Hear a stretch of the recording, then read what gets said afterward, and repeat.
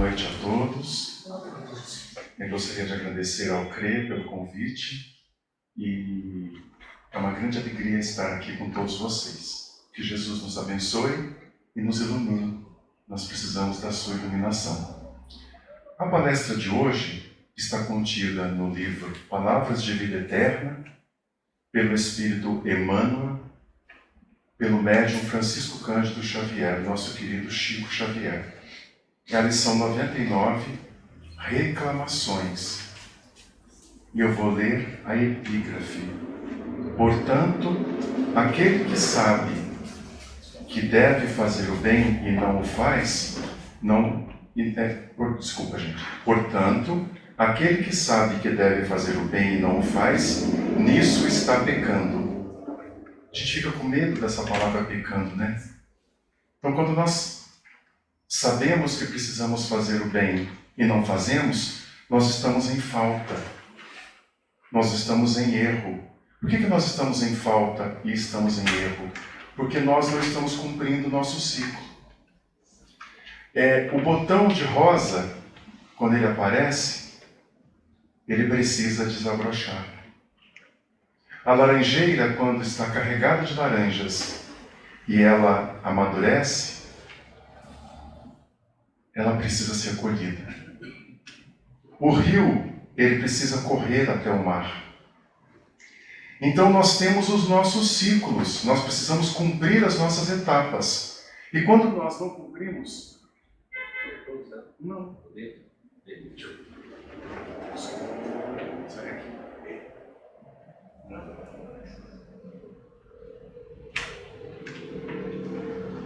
Vou segurar aqui embaixo agora. E quando nós não cumprimos as nossas etapas, o que acontece? Nós ficamos estagnados e nós vamos cair nessa situação difícil que é ficar reclamando de tudo e das pessoas. Porque nós sempre achamos que nós estamos no melhor lugar, que nós estamos cumprindo todas as nossas etapas e tudo aquilo que nos foi pedido pelas pessoas e pela própria espiritualidade, quando temos um pouco mais de consciência. Então, a macieira que amadureceu, ela precisa ser colhida, porque se ela não for colhida, ela vai apodrecer.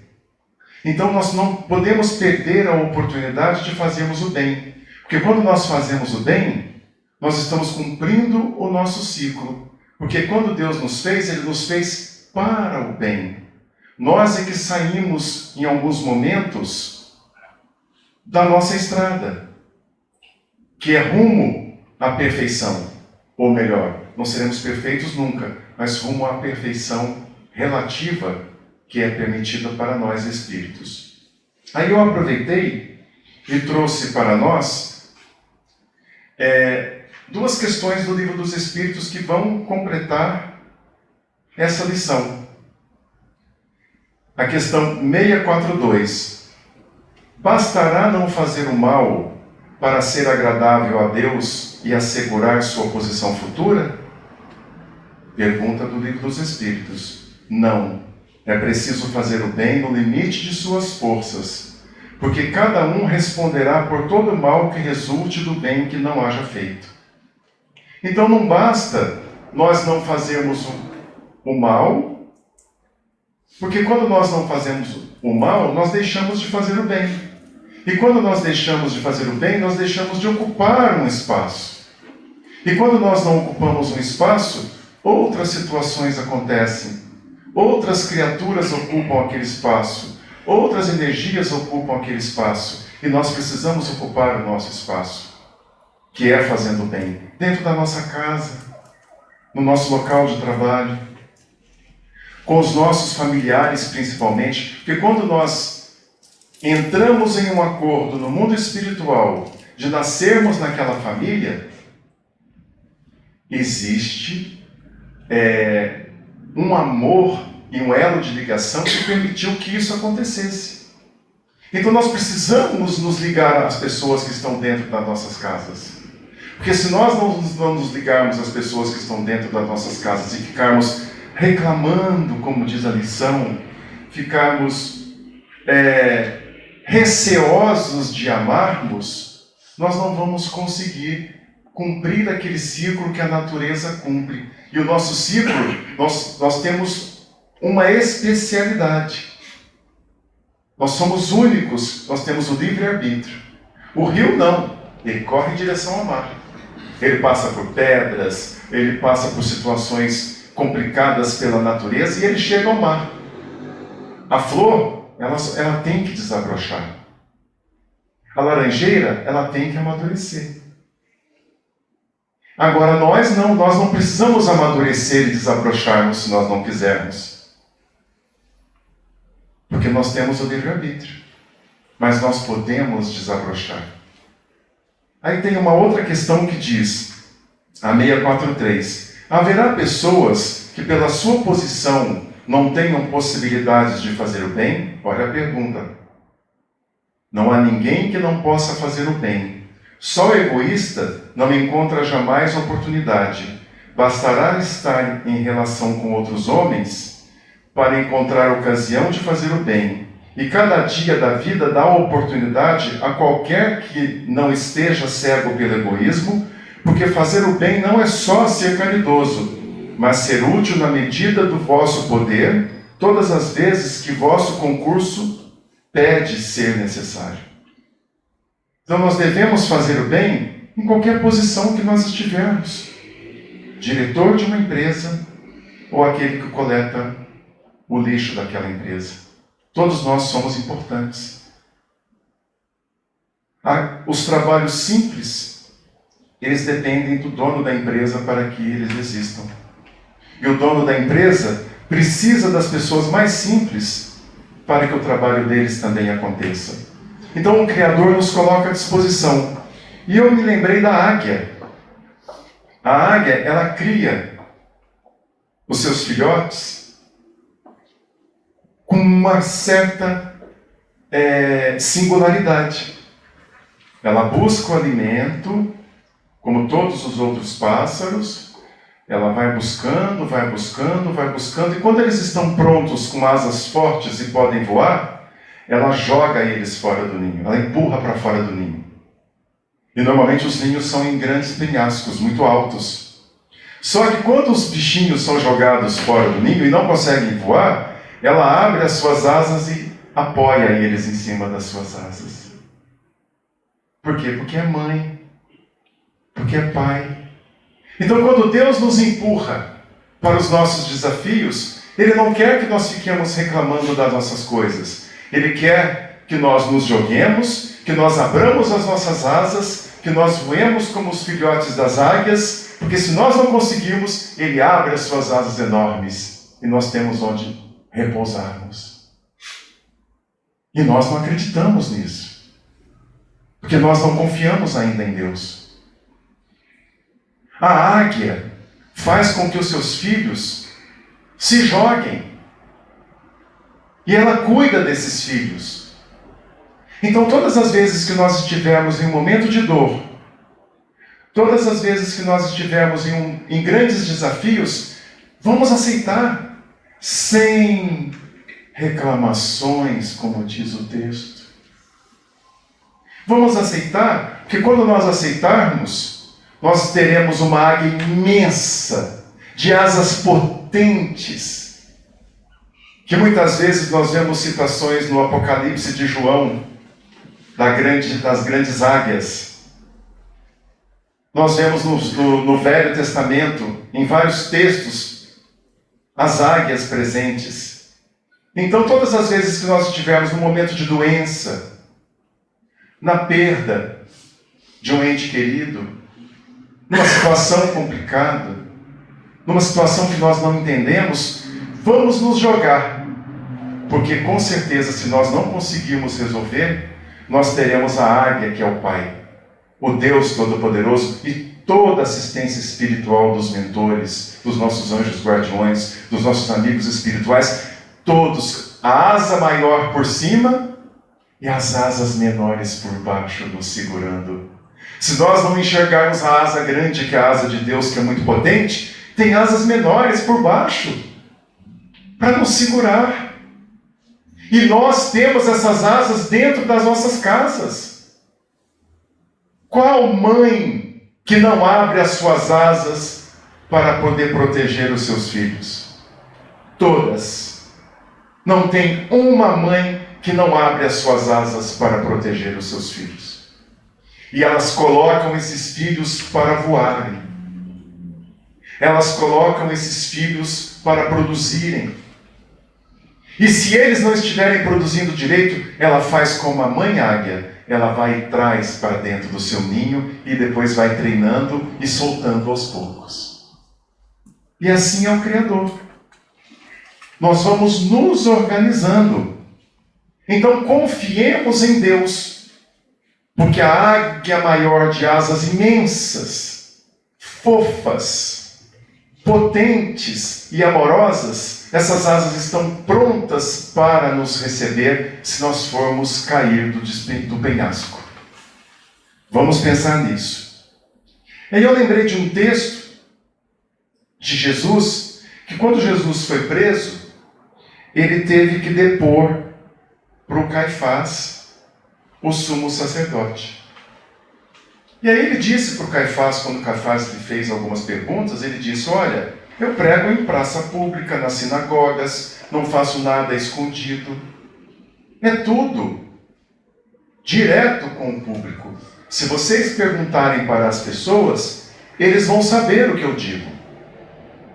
E um dos soldados não gostou muito da colocação de Jesus e deu-lhe um tapa no rosto. Aí Jesus respondeu para ele: se falei mal, testemunha sobre o mal, mas se falei bem, por que me bates? Jesus pergunta. Então vem de encontro com o texto. Reclamações. Jesus não fez uma reclamação porque que ele estava apanhando. Jesus quis ensinar para todos nós que ele seria resiliente desde o primeiro instante, até a crucificação. Que quando nós somos resilientes em todas as situações e tomamos as atitudes mais propícias para aqueles momentos...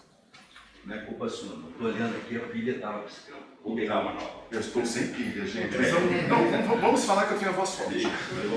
Então, quando Jesus levou aquele tapa, o que aconteceu?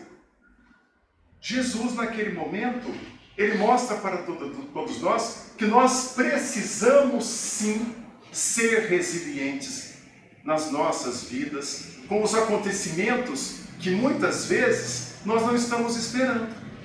Porque se nós formos resilientes, nós vamos superar todos os obstáculos. Eles serão apenas obstáculos. Então é muito interessante, porque Jesus é resiliente desde o momento que ele toma um tapa do soldado, quando ele está com o sumo sacerdote, e ele é resiliente na cruz. Então nós teremos as nossas dificuldades, nós teremos os nossos problemas, nós teremos situações difíceis, teremos que confrontar muitas vezes. Mas se nós tivermos fé e formos perspicazes, nós vamos perceber que aquelas situações só vão nos fazer maiores e muito melhores do que somos hoje. Então, quando Jesus é confrontado, o que Jesus faz? Jesus diz, respondendo que agora eu estou com o microfone: falei mal, se falei mal, testemunha sobre o mal, mas se falei bem, por que me bates? Então ele faz uma indagação. Por que Jesus faz uma indagação? Para fazer com que nós tenhamos um raciocínio de indagarmos sempre por que nós estamos passando por determinadas situações. Por que eu estou sofrendo tanto? Por que eu estou tendo determinadas dificuldades? O que está acontecendo comigo? E aí vem o título: reclamações. Não devemos reclamar das situações que estamos enfrentando, mas enfrentá-las de coração aberto, enfrentá-las com boa vontade, Porque nós não estamos desamparados. Nós temos a nossa família material e nós temos a nossa família espiritual, que é ampla, é enorme, porque todos os espíritos que estão na pátria espiritual são os nossos defensores. Por quê? Porque não existe filiação, não existe parentesco corporal, porque nós todos somos filhos de Deus. Então vamos pensar a partir de hoje e agirmos de acordo com a nossa intuição e termos mais responsabilidade quando formos fazer reclamações com relação a determinados assuntos. Vamos pensar por que aquilo está acontecendo conosco e o que nós devemos fazer para que aquela situação se transforme em uma situação melhor. O que nós devemos fazer para que aquela situação desconfortável fique confortável para mim, mas que fique também confortável para os membros da minha família e a sociedade no geral. Eu não posso estar confortável e todas as outras pessoas desconfortáveis. Porque se eu estou confortável e todas as outras pessoas estão desconfortáveis, não é uma situação boa. Eu não posso estar feliz se os outros não estão felizes. Eu não posso estar feliz se a minha família não está feliz. A minha família material, consanguínea, e todas as outras criaturas. Eu não posso usar a minha felicidade de forma egoísta. Por quê? Porque nós somos todos irmãos e todos os dias nós temos essas provas. Que nós temos este parentesco espiritual. Quando acontece uma catástrofe, todo mundo se junta para poder se ajudar. Que sentimento é esse? É o sentimento de irmão que brota dentro dos nossos corações. Então vamos pensar nisso. Não vamos ficar reclamando das coisas. Vamos observar as coisas com um pouco mais de delicadeza. Vamos observar os nossos problemas com um pouco mais de delicadeza. Por que eu estou passando por isso? O que está acontecendo que me leva a ter tais problemas e viver tais situações? Com certeza nós vamos encontrar uma solução. Tem uma fala muito interessante do texto que diz o seguinte, que eu achei que valia a pena destacar, que eu até marquei.